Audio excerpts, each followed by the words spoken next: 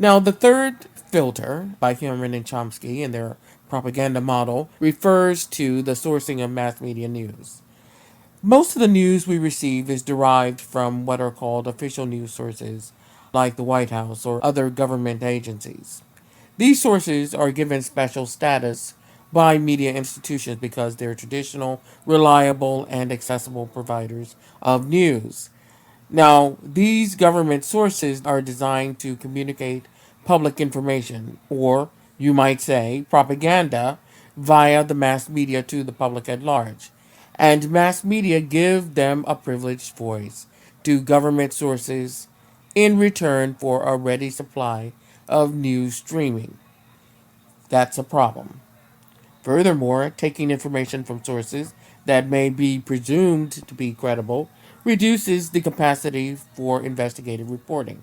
So, you have a situation where you become even more dependent on these official, often anonymous sources because you are not able to afford investigative reporting. And this will elicit criticism and threats and require careful checking and costly research. But it's actually crucial for any reputable media outlet to have this kind of investigative reporting. If you don't, then you're going to be reliant upon official sources, and that can be dubious indeed. We've seen a number of cases where information would come from official sources and not be accurate or be misleading.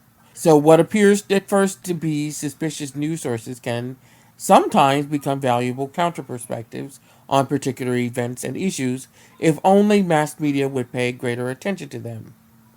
Unfortunately, according to Herman and Chomsky, journalists prefer to rely on regular, familiar sources with which they have a good working relationship with. But these relationships are prone to abuse from the news source. The media may feel obligated to carry extremely dubious stories and mute criticism in order not to offend their sources and disturb that close relationship.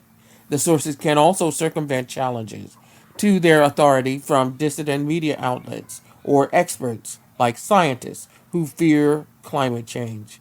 And they do this by putting them on the payroll as consultants. Now, I think that anyone who's just even given a cursory glance at the election would see on the big three cable broadcasters that there is a proliferation of so called experts or pundits. Many times, the individual would just parrot what a campaign would have to say. So they offer no real value other than just to take a press release from the candidate. And this is a problem because of the way the information was being presented as factual, as checked, as reliable. And it wasn't nearly about reliable at all. So, in this way, official government and corporate sources can manipulate and manage news media for their own ends by privileging their own messages over those of oppositional sources. The fourth news filter is called Flack, and Flack means negative responses to a media statement or program.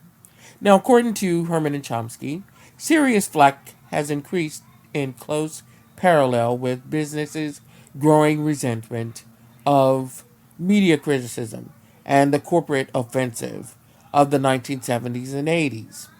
Flack is not just instigated by businesses, though. It's important to realize that the government is a major producer of flack. It is regularly assailing, threatening, and correcting the media and trying to contain any deviations from the established lines. Flack was most certainly produced by, say, for instance, the Tony Blair government in 2003, when it was faced with the BBC reports alleging that public relations personnel, particularly in Tony Blair's head of communications office and his head of communications, Alistair Clark, had made last minute changes to the dossier on Iraq's so called weapons of mass destruction in order to sensationalize the threat and make the dossier more convincing as a justification for war. The BBC was bombarded with criticism from the British government, which led to a legal inquiry known as the Hutton Report, and that was written by the British government, which found that there was no malpractice on the part of the government and biased journalism was on the part of the BBC. So, the fifth and final filter is the ideology of anti communism. that is widespread around America and Western media more generally. Western ideologies of free market capitalism are implicitly and explicitly regarded by mass media as superior to communist ones. As such, issues tend to be framed in terms of dichotomized world of communist and anti-communist powers. The politics of Western mass media are therefore very much in keeping with the politics of countries in which they operate. This is to be understandable because the media are not these sort of amorphous entities. They're made up of people just like you and me who have worlds of experience that are diverse. The United States, in particular, has spent much of its military and political energies over the course of the 20th century fighting communist enemies, the Cold War with the Soviet Union being the most prolonged, but further wars with Vietnam and Laos, among others, that threaten the United States government's the American way.